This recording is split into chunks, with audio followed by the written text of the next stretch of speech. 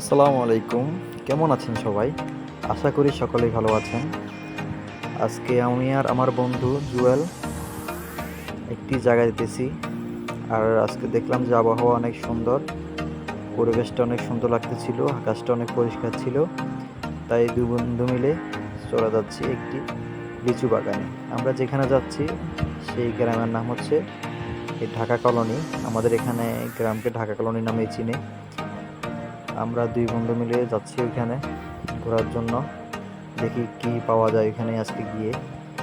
আশা করি মূল উদ্দেশ্যে এসেছি লিচু খাওয়ার জন্য।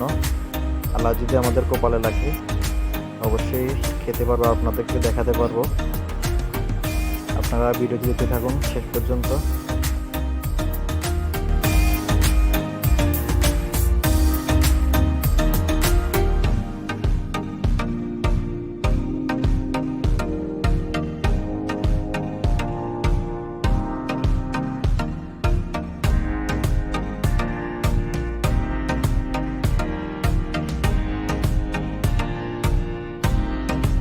রাস্তার পাশে একটি দোকান দেখে দেখলাম যে কলা ঝুলে আছে, তাই দুইজন বন্ধু মিলে কলা খেতে নেমে গেলাম। গাইস, কলা খেতে খেতে চলে আসলাম আমাদের গন্তব্যস্থলে, সেই লিচু বাগানে। আর এসে দেখি গাইস, লিচু নেই বললেই চলে, টুকিটাকি একটা দুটো দেখা যাচ্ছে। কি আর করাতে দূর যখন চলে এসেছি, তো এগুলা যদি না খাই পোষাবে।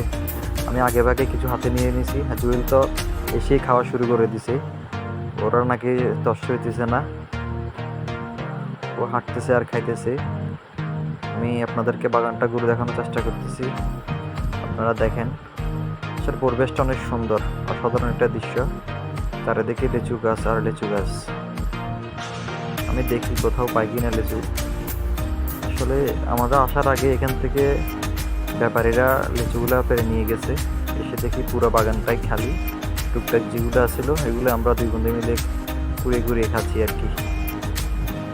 আর দূরতে কিছু খাইতেছে, কিছু পকেট ঢুকাইতেছে। আপনারা দেখতে পাচ্ছেন গাইস। সামনে গিয়ে যাই, দেখি আর কি পাওয়া যায়।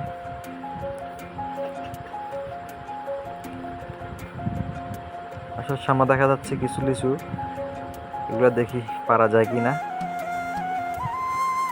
আসলে পরিবেশটা আজকে অনেক সুন্দর। লিচু না খাইতে পারলে সমস্যা নেই, কিন্তু যে পরিবেশ ওইটা দেখে আমাদের মনটা ভরে গেছে। তারপরে মন ভরলে চলবে না গাইস, কিছু তো খেয়ে, লিচু যখন খাইতে যাচ্ছি লিচু খেয়ে যাব। আর আপনারা একটু দেখেন, পরিবেশটা অনেক সুন্দর। আসলে এরকম একটা জায়গায় আসলে মনটা ভরে যায়। আর জুল দেখেন, এটাকে জামরুল বলে আমাদের এলাকায়। আপনাদের এলাকায় কি বলে একটু জানাবেন কমেন্টে। আর এগুলো হচ্ছে জামির। আসলে অসাধারণ, এগুলো এখনো বড় হয় নাই, বড় হলে খেতে পারতাম আর কি। অসাধারণ একটা জায়গা, এর আগে এখনো এরকম জায়গা আসেনি। অনেক ভালো লাগতেছে জায়গায় এসে। আর একজন বড় ভাই যাইতেছে জামরুল, আরো ওইখানে আরো একটা জামরুল গাছ আছে, এটা দেখার জন্য আর কি। আর গাইস, এখন যে একটা মজার কাণ্ড হয়েছে, আমি এখান থেকে যে পড়াটা এনে পড়ছি গাইস, অবস্থা পুরাই সিরিয়াস হয়ে গেছে।